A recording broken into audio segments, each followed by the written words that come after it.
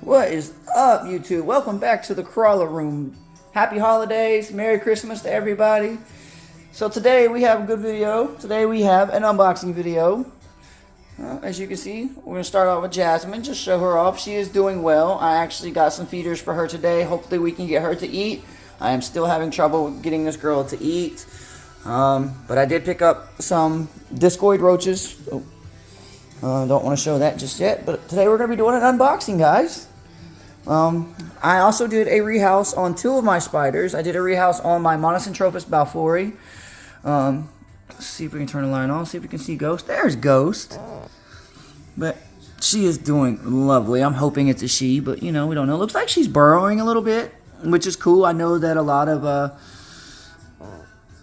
spiderlings will do that, and especially, you know, the balfouris and terrestrials. And then we'll move on. Here's Bean. And she is doing great.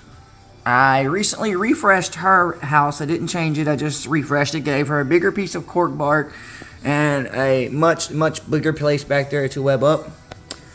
I rehoused my Aphonopelma bicolораtum as well.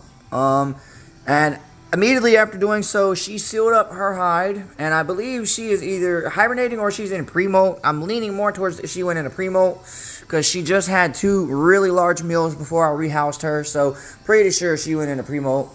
And back to the feeders that I picked up for Jasmine, my Avic Metallica. I picked up some discoid roaches today. Right now I've got them gut loading. Put some apples in there so they can gut load.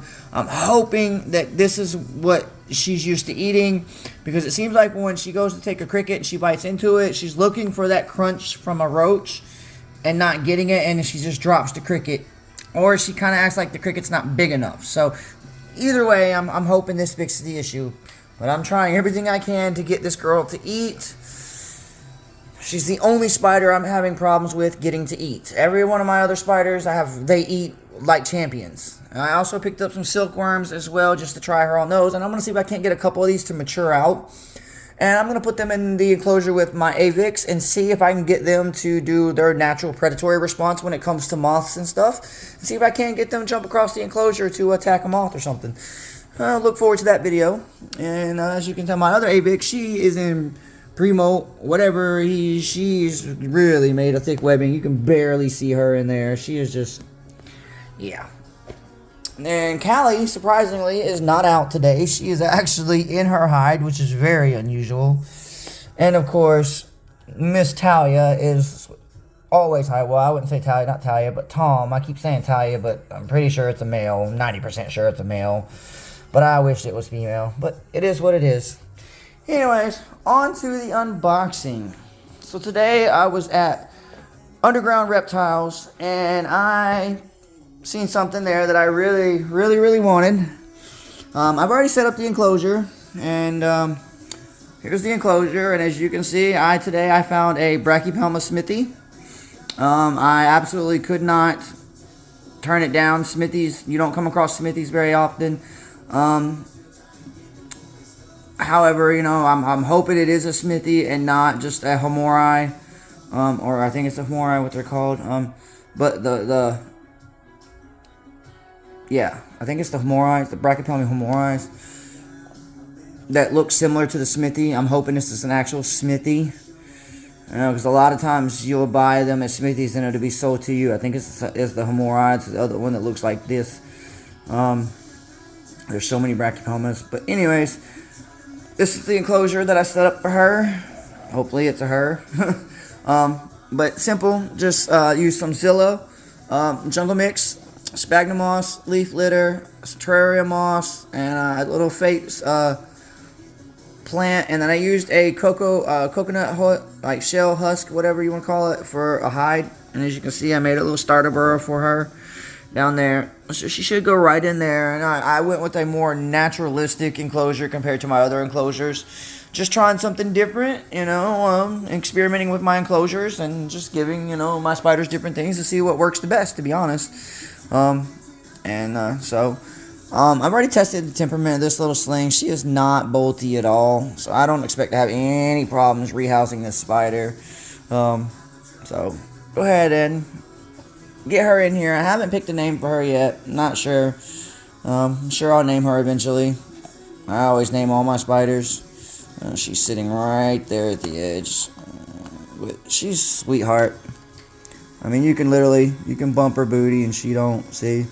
She's got a good temperament. Like, you can literally boop, boop the booty, and she doesn't budge. So, I mean, the other two that I looked at, because they had 3 of these in there, the other 2 that I looked at were really bolty, and you couldn't touch them like that. And this one just kind of is not so much like that. So I figured this would be a better selection for me, especially, you know, with this general species, because this is a species that could be tractable and possibly would tolerate being held.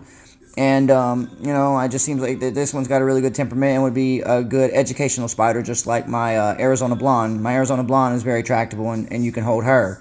So I use her when people come over to just educate them and about tarantulas and whatnot. So, you know, if she's as tractable as she seems, in which, you know, if she turns around and bites me, oh well.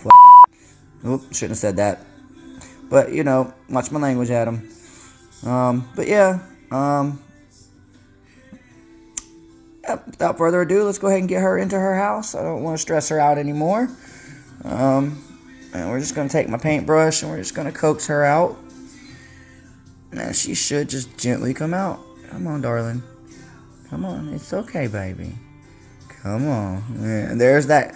They do this kind of sort of backwards threat pose as well, where they'll stick their butt in the air and walk away. That is kind of like a reverse threat pose. It's kind of cute, really. But, yeah, this is one of the things that the Brackies and the Aphanopelmas like to do. Notice that. I spend a lot of time observing spider behavior.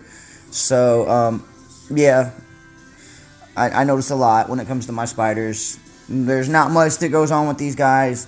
And then in these enclosures that I don't know about. I know I have a relatively small collection to a lot of other keepers. But, like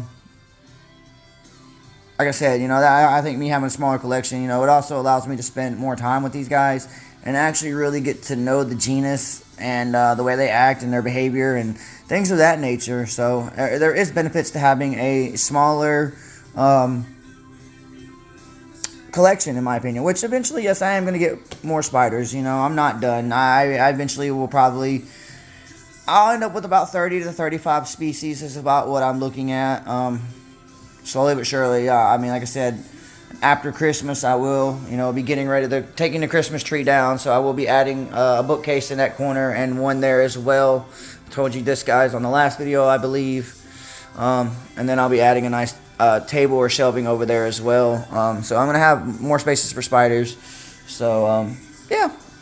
But anyways, guys, this video has been long enough. I'm also going to be making another video later, doing a feeding video.